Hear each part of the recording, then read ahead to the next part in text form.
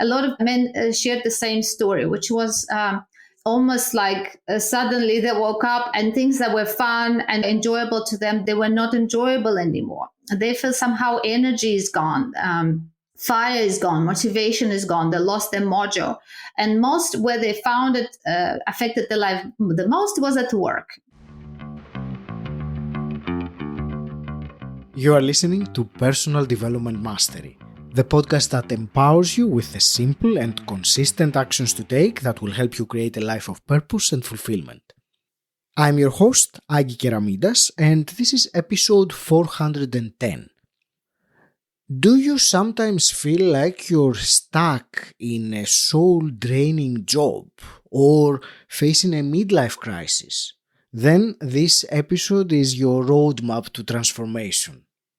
By listening today, you will discover how to navigate a midlife crisis and transform it into a career upgrade opportunity. And you will also gain insights into a 5-step process that facilitates career transitions. Before we dive in, if you enjoy listening and appreciate what we're doing here, the simple, quick favor I'm asking of you is to click the subscribe button. Now let's get started. Today it is my pleasure to speak with Anna Urnova. Anna, you are an award-winning career coach with over 25 years of experience, specializing in helping mid-career men break free from soul-draining jobs. Your unique approach combines heart and logic to help your clients achieve unprecedented success and fulfillment. You are passionate about helping men overcome midlife crisis, reclaim their energy and power, and thrive both in impact and income. Anna, welcome to the show. Such a pleasure to speak with you today. Hi, Agi. Thanks a lot for having me on the show. And I love the introduction. It really feels like I've just received a big present from you. Thank you. It is true, isn't it? It is, I think it is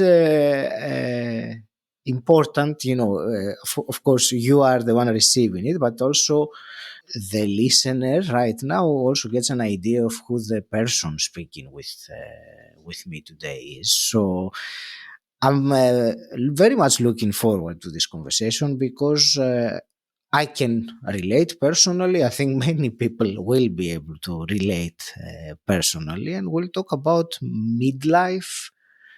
There is a phrase I read somewhere, you wrote a midlife upgrade, and I like that term more than midlife crisis, but I suppose one follows the other. So you need some kind of crisis to propel you towards change. But anyway, we'll talk about that.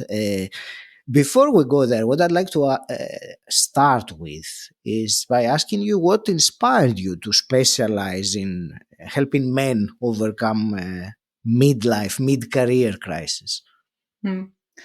Yes, that's a good question. Well, it actually evolved naturally, Agi.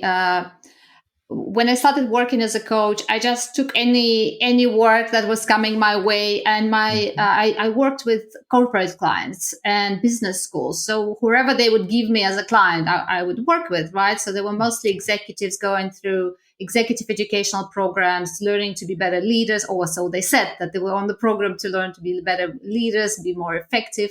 I worked with specific companies. I worked with individual executives, top managers. I worked with groups, with teams, and so on. So it was very exciting. I learned a lot, but it was a little bit all over the place. So in terms of, there were a variety of clients, variety of types of coaching. Sometimes it was coaching for 3 very intense hours and never seeing the person again. Sometimes it would be actually involved with the person quite closely over a number of modules, or over 18 months or 2 years or something like that, right? So I said everywhere from 3 hours to 3 years. That was how varied my coaching assignments were. And at some point, I decided I needed to specialize because I wanted to grow my own business, my own clientele, rather than just be led by business schools or whatever corporates would offer me. And that needed to specialize. So I actually sought advice, and I analyzed. And I was already by then about a decade into coaching. Mm-hmm. So I looked over a decade back in terms of, so who are my favorite clients? Where are most of my clients? And I noticed something that vast majority, which is like over 80%, even not more of my clients were men. And that the best, let's say, results also enjoyable for me where these people were looking for change. Yeah. Mm-hmm. And I also looked at majority of these requests for career change, career pivot came at around this mid-career point, which I actually did not had that definition, so to say, midlife change, mid-career pivot, mid-career upgrade.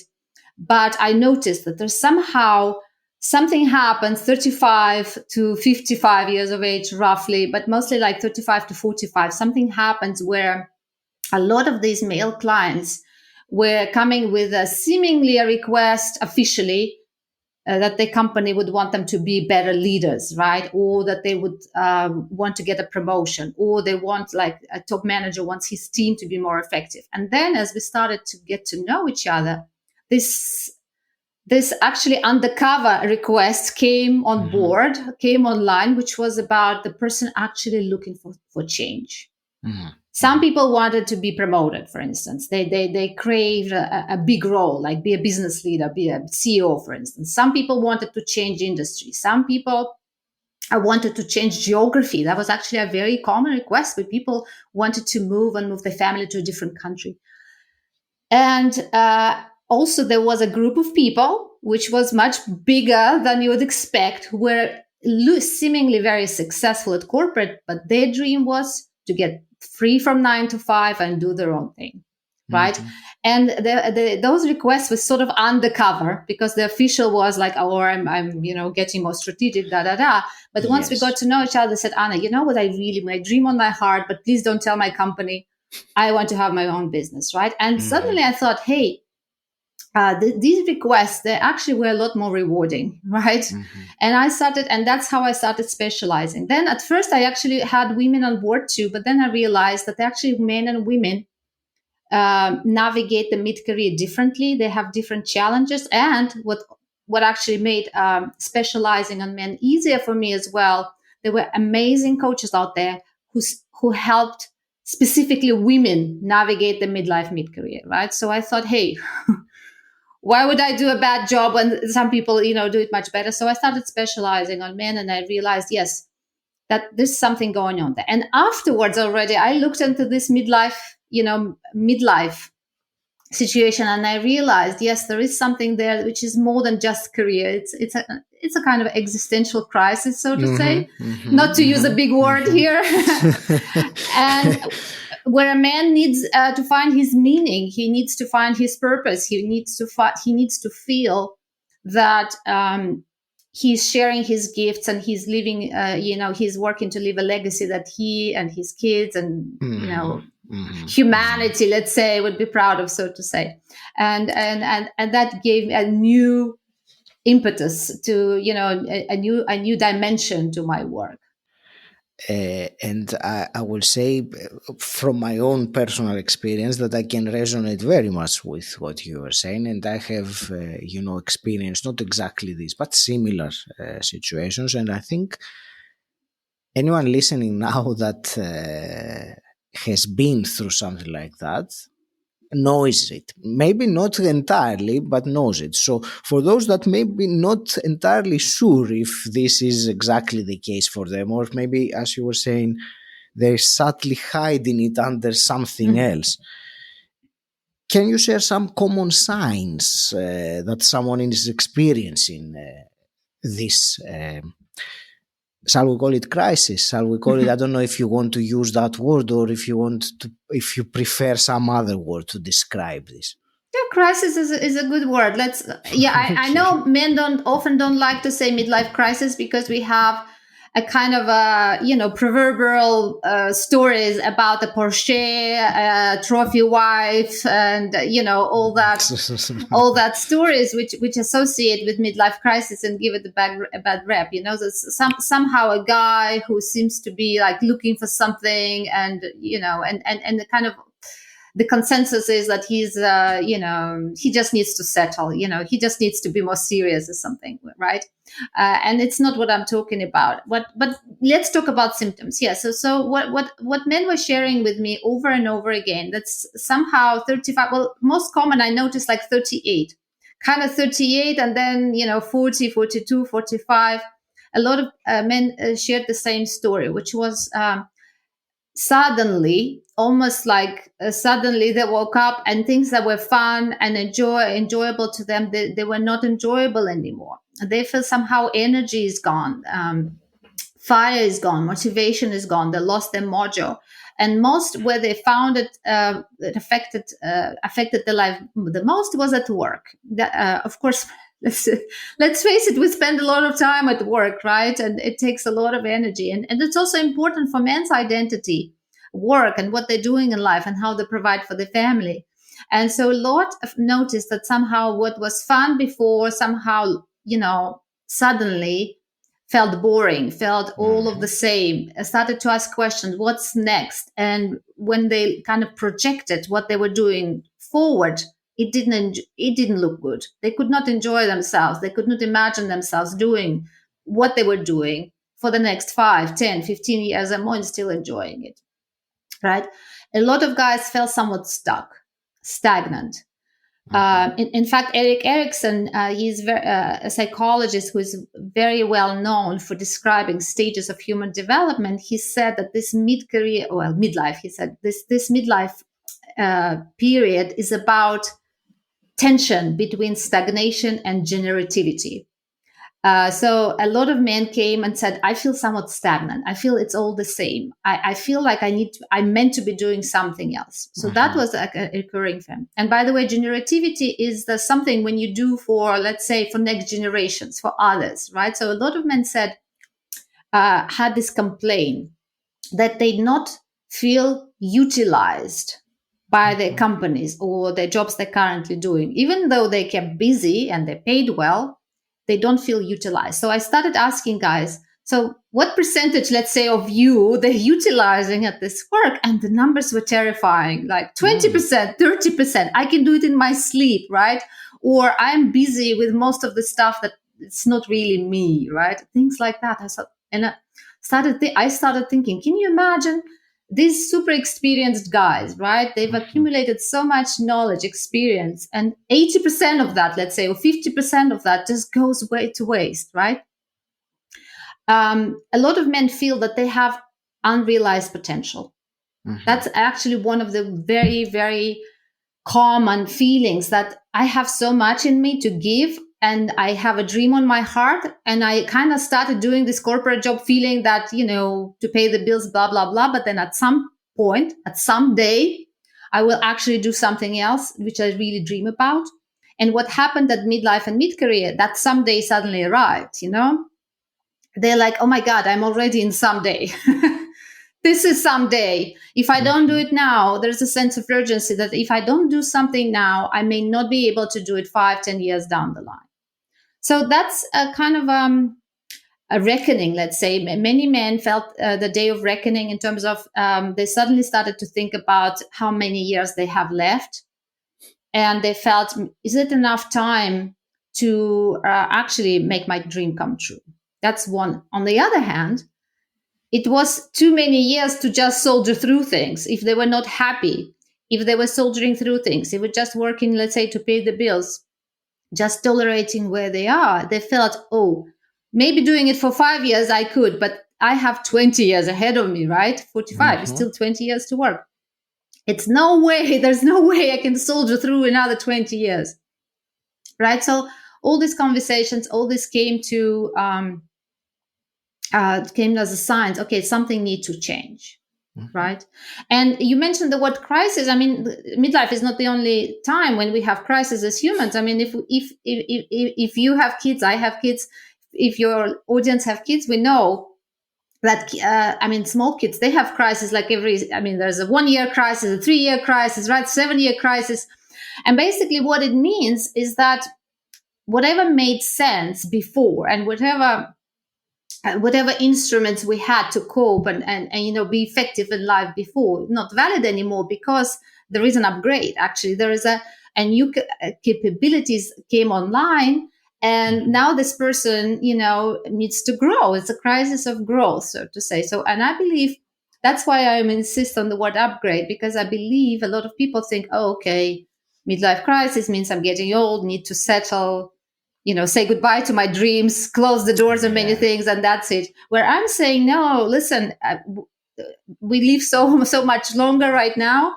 So, and if you have 20 years to go in your career, it means that you can really have an upgrade right now, right? And you can launch yourself onto the new trajectory, and you don't have to suffer in those symptoms that we just described. It could be a much happier, bigger impact and income experience for you. If you enjoy this episode, can you think of one person that would find it useful and share it with them? I'd really appreciate it. It helps the show grow, and you will also be adding value to people you care about. Thank you. And now let's get back to the episode. I like as I told you, I like the word upgrade. For me, a word that I have been using and I like is the midlife awakening, because Good in a one. sense it leads to that. There was some things that you said earlier when you were describing symptoms of this that I wrote down, and I personally have related in the past when I went through my own period of awakening / crisis, and now upgrading. So one of them was, not enjoying doing what doing, and feeling the unrealized potential, and or feeling stuck or lost their mojo. What made an impression, because I hadn't thought of it earlier. You said that it happened suddenly, and I was trying to think, is it really that suddenly? Couldn't be that suddenly. And I can't remember, it was not overnight, but it happened over a short period of maybe a few months, a couple of months, I don't know. It happened fairly quickly. So it's something that I realized also now, that it happened more suddenly that I thought it would have happened. So having, identified, shall we say, this situation that we find ourselves in, I think what's important is really to take steps to overcome it, to step out of it, to upgrade, rather than going deep into a crisis and getting the convertible, as you were saying. And so I know that you have some steps in a program that you help your clients to upgrade their midlife. So do you want to, first of all, give me an overview of those 5 steps so we can get a bird's eye view of it, and then we can discuss in more detail one or maybe more of them. Mm-hmm. Yeah, absolutely.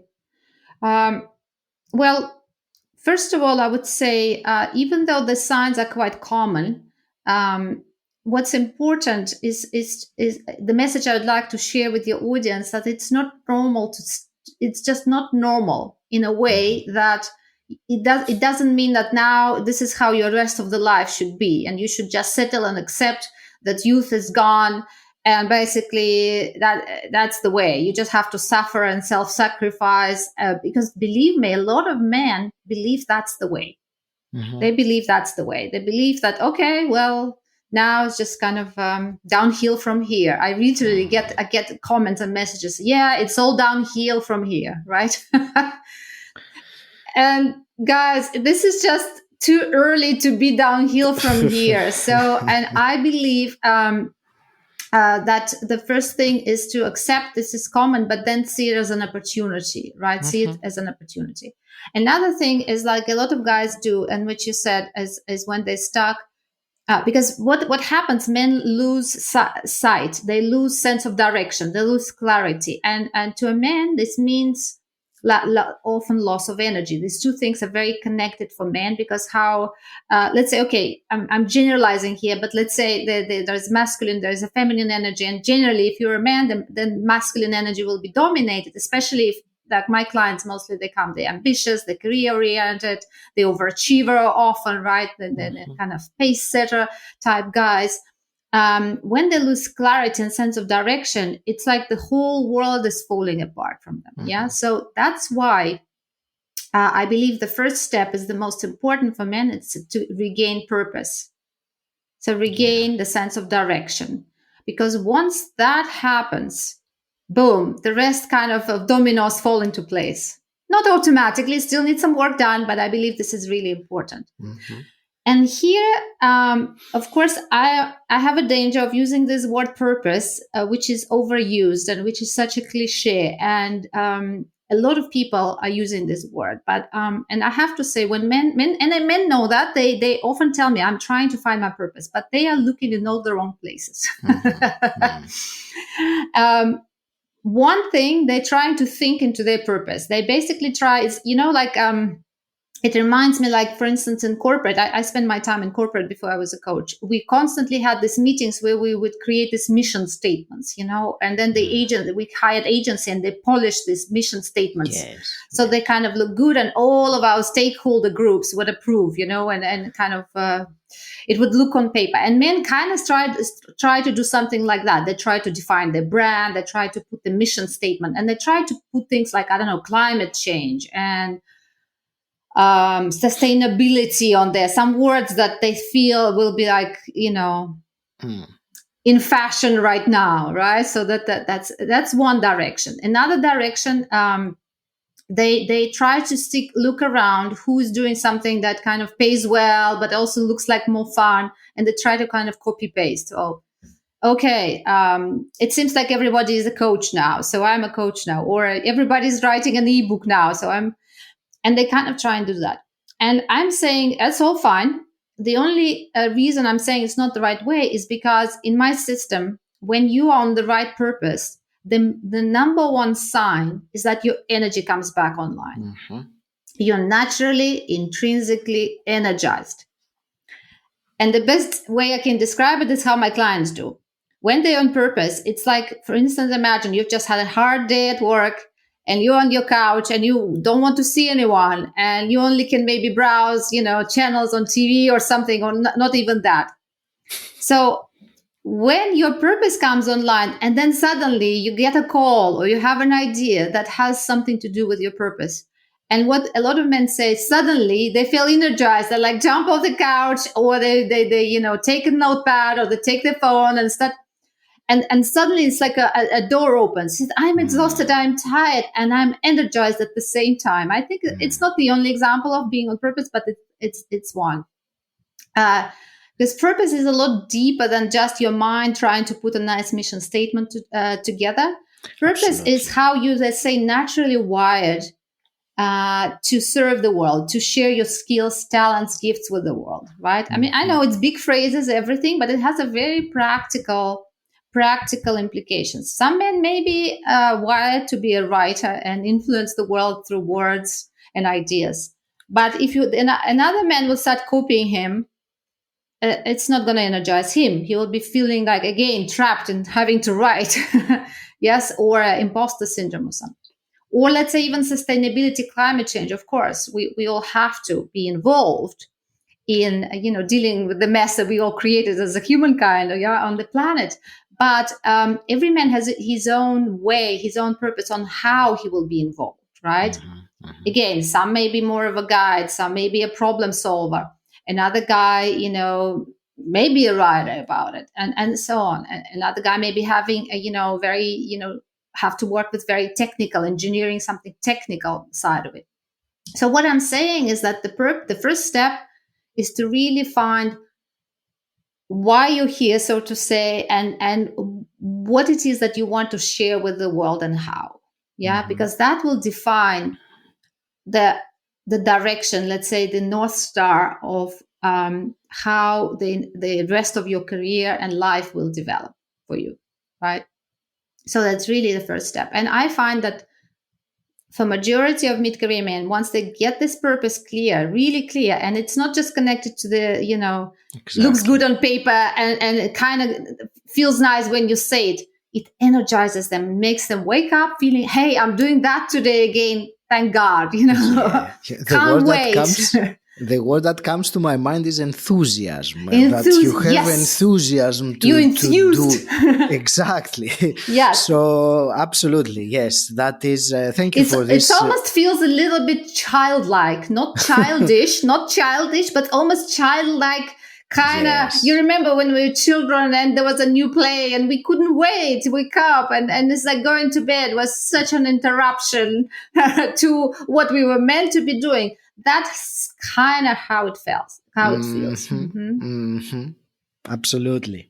And I will only add this with the purpose that you trying to find it or look for it is really not in my experience how it works at all, because it's not somewhere waiting to be found. It's something that you create with your actions, with your everything that you do, like you compose a song, or that's how your purpose goes from me.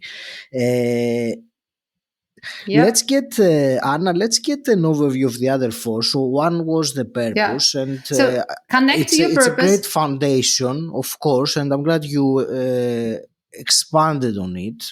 But let's get an overview of the other four, and then look into one more of them in more detail, because we won't have time to go through all Yeah. five. So a lot of so once you found purpose, which is, you're right, it actually has to do with your connecting to your internal gifts, your the way how your energy works and what you really enjoy sharing and doing in the world the most, right? So it starts from within, and then already I for instance help guys to see how it could actually show up in the real world, so to say, right? And once the purpose is clear, they know, oh, okay, well, I'd love to be doing this for the rest of my career and maybe life, right? Then the second step is important, because a lot of guys, they actually wouldn't even give themselves permission to explore the purpose, because they feel that that would mean, for instance, let's say they would decide that they want to become a coach or run their own business. They believe that they don't have the skill sets and experience is needed for that. So a lot of guys actually believe, oh, they go through the process like that. Oh, I'd love to do this, but you need a degree for that, so I won't be doing this. I'd love to do this, but for this, I don't have the relevant experiences. So they kind of cut the process of reconnecting to what they really want to be doing here by deciding they do not have the right skill set. So that's why the second step is very important. We actually claim what I call claiming your gifts. So then purpose, you find your purpose, you get on purpose, then you claim your gifts. Then the third thing we start to do, and you mentioned that already, Agi, it's about acting, right? So then we start already, what I say, shifting into the new identity. We create a new identity of who you really want to become, and we start shifting into that. It's maybe easier said than done, but what it means that Certainly is. yeah, what it actually means is that instead of kind of ideating and thinking, well, for instance, let's say you want to become a writer, right? And instead of sitting there and ideating about your book and how you're going to write this bestseller, we actually find an opportunity here today, right now, how you already can start being a writer here. Because guess what? You will never have a bestseller until you already become a writer, right? You do not become a writer after you have a bestseller. It's the other way around. So we Yes. actually find the ways. And one of the ways would be, for instance, for you maybe to already start publishing articles, writing chapters of your book and publish them as articles on LinkedIn, for instance, or on other resources. So you already become a published author. And then you connect to other, we go to the next shift. So then you connect to the world of the writer and you become the writer before you actually have your bestseller published. Yeah, because what I'm saying and what we see, that when you sit in the cubicle, for instance, and you're a logistics manager, there's no way you will write a bestseller like that. Being a logistics manager, you need to find in you how you're already an author, how you're a writer. You still will be a logistics manager, but you will also start growing this identity by acting as a writers. And what do writers do? They Yes. write. What they do as well, they publish. What else do? They engage with the audience, right? They get feedback. They write more, and so on. So that's basically the third shift, and the most important way you develop the new identity and you start shifting. First, it's trials. It's trial shifted. For instance, let's say I would like to be, I don't know, a movie star. So maybe coming on your podcast and trying to at least speak into a camera would be a good, nice first step. Because if I've never faced a camera in my life, right, and then I always dream to be a Hollywood star, the gap is so wide, I will never get there. So the third step is very important, is that identity starts shifting. So that you start trying this identity as a new suit, and you get more and more comfortable to the point that at some point you say, you know what, I'm going to wear it now 24/7, but bye the other one, bye the old identity. So that's the third step. Then comes the fourth step, which is also important. I know I mentioned it a little bit. This is about using shifting your networks, right? Because guess what? Writers, they have different networks to, let's say, a logistics manager, a head of logistics, right? If you're a writer, your networks come from other writers and publishers and editors and promoters and audience, right? Your professional networks, I mean. Yes. So and it's very important to shift those, because if you, let's say, a logistics director who's trying to be a writer, I'm giving like a bit of extreme example, but it happens actually. It happens. And I personally help men do this transition. But you then go every time to logistics conferences, and then you talk about you being a writer. They will look at you as an ugly duckling. It's like, who are you here? Why are you here? What are you doing? You're crazy, right? We are here. We're discussing logistics. We're not talking about publishing a book, right? The worlds are different. So you got to, you know how they say you become the sum of five people, you know, right? The average, yeah, absolutely. Of course, the average, it sorry, does yeah, make exactly. sense. Yes, to be around people that will support what you're doing next rather than block you from they it. Already on the other side. And what's important for them, it's normal. The world that you're aspiring to enter is their world. It's normal for them. It's like in the ugly duckling when he met the swans. They never knew they were ugly, right? They lived the world of swans. It was normal for them. Same here.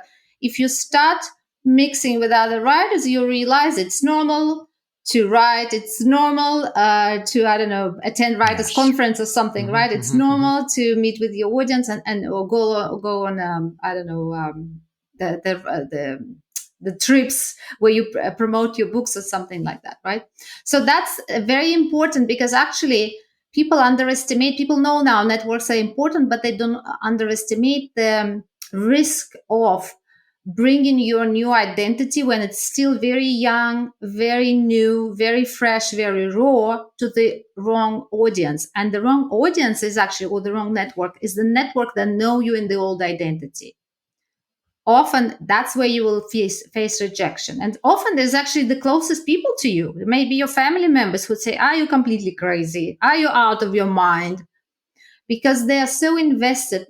They care for you. They don't want you to fail. And they're so invested in who you were so far, right, that they find it hard to imagine for you to be successful in that new world, new identity. That's why it's really critical. It's even more critical than maybe previous steps, but not to look for validation from the wrong networks, but seek the networks right away for whom the world you want to create is normal. It's already the live. Yeah, like you probably have network of other podcasters. Right? Yes, and the fifth one? And the fifth one is you got to act. You got to act rather than think about it. And for that, you need to seek help. I found that the biggest block for men, actually, it's not the same for women here. They're very different, is that men somehow have a belief that they need to figure it all out on their own. Yes. And they have maybe even shame or guilt seeking help and appearing vulnerable to others, right? And they somehow blame themselves that they haven't figured it all out. But men need to find external help, because when they find external help, it's already, by the way, action. They already, even by going out and seeking someone and saying, you know what, I want a career change. That's what I told you before my story and how men came to me when we were working on something else in coaching, and they would be like, you know what I really want? I want to change my career. I want to pivot. I want to, have another role. I want to have my own business. And often I was the first person they've ever articulated that to. And by articulating that, they actually heard themselves saying, that's what I really want. It got out there and they asked me for help. And even if I tried my best to help, even if I wasn't the right help, I would refer them further, find another help. And that's how, by actually saying, that's what I want, please help me. That's when a man starts acting, finding the right resources, right help. And that's when things started happening in the real world rather than just in your head. Nothing ever happens if it's just in the head, right? So that these are the 5 steps. So from purpose, claim your gifts, shift the identity, use the right networks, utilize the right networks, and seek help, start acting. Thank you. It's I like the how one leads to the other in some way, and I believe you have a master class that you discuss these things in more detail. And so, where will you send the audience to listen to that or watch it? Yeah, thanks, Agi. Well, the easiest way to remember, it's just my name, annaurnova.com. If you go there, you would see free training. You can even do annaurnova.com/free training, which is my masterclass. It's also, if you go and find me on LinkedIn, you will see the link to my masterclass there. And I'm trying to promote it the best I can. It's completely free. And it's 45 minutes where I try to condense everything, starting from symptoms and signs that you need to recognize, then explaining the 5 shifts in detail. And then it's very important. I also gave examples of the real clients, real men who were stuck and how they use the 5 steps in creating very different change and pivots in their careers. Yeah. So it's actually very, very practical and you can use it. But if not, you can also connect to me and ask questions, because I also provide certain number of free consultations where if you, for instance, stuck, how can I apply these 5 shifts to me? My situation doesn't seem to be correct. Yeah. Then I can help you look and see if it can be applied and how. Yeah. So that's also available there. Thank you. That's it is. There are so many things that I could personally share, because I really understood so many things of what you said. Being a man who has gone through that and still on it, because I don't think it ends, and at some point there is it is ongoing. So thank you for all these very useful things you shared with us today. Uh, Anna, I have 2 final questions, which quick questions, which I always ask my guests. And the first one is, what does personal development mean to you? Personal development means to me is becoming your best self, let's say. I believe that whoever you are meant to be in this lifetime is already in you. The essence is in you. And it's really revealing this essence to the world, right? So that's to me personal development. It's not attaining goals outside of you. It's really like unleashing the essence, that core of you, and finding a way to serve the world with it, to be useful to other people in this world, create value in this world through applying your true essence. It's a great answer. And if you, hypothetically speaking, if you could go back in time and meet your 18-year-old self, what's one piece of advice you would give her? Oh, girl, 18-year-old self. That's a great question. Find a good coach not just necessarily coach. It could be a mentor to be in your corner. There was an emptiness in my corner, and there was a lot of shyness and fear I had back then, and that created a lot of stuckness. I'm not complaining, but there was some. So I believe it's really important to have, and not just one person, to create like your personal coaching and mentoring team, people who are in your corner, would be cheering you on, giving you feedback, honest feedback, helping you. Yeah, I would suggest look for a mentor, and also be happy. Trust that being happy I was happy, but I often felt guilty for being like happy, not being maybe business-like enough or something like Yeah. that, not working hard enough. I'd say like a little bit chill, and you have the right to be happy. That's probably the two messages I would give my 18-year-old self. Thank you, Anna. Thank you for this conversation. I'm wishing you all the best to carry on helping your men, the clients, overcome this midlife crisis, upgrade, awakening. We used many words for this. Um, I will leave it to you for your last part in words and maybe some action that the listener can take just now after finishing listening to this. What's one next step they could take to progress that upgrade? Yeah. Well, first recognize it's an upgrade opportunity. Okay. Hmm. So we are meaning makers as humans, and when we don't see meaning in what's happening, we kind of spiral down. So Hmm. my message: if you find somehow yourself stuck, losing meaning in life, and that affects your energy, ask yourself, what if this is a signal for me? What is this is the opportunity, and there is a bigger meaning, and there is something bigger available to me. Even this thought Hmm. kind of sets you to look for this opportunity rather than go into victim mode, right? Which is nothing ever good happens when you're in a victim mode, right? And if you see opportunity, I would literally say, Agi, asking for help, I think it's number one thing. It doesn't matter even if you ask the wrong person, they will refer you on and on. What I'm saying with asking for help, what happens, we send out the signal out there into the world. I want change. I'm worthy of more. I know there's more available to me. So if there's little voice saying there is more available to you, it means there is more available to you. So ask for it, ask for help, seek it, ask for guidance, push doors, right? And of course, I mean, there's always my site, and you can do my masterclass. If that would be your first step, I would love it for you. But any help, uh, any articulation that you want more, it's already will set you on the right path. Never settle for less than you feel you're meant to have and do in this lifetime. And before I end today's episode, if you enjoy this podcast, can you think of one person that would find it useful and share it with them? I'd really appreciate it. It helps the show grow, and you also add value to people you care about. Thank you.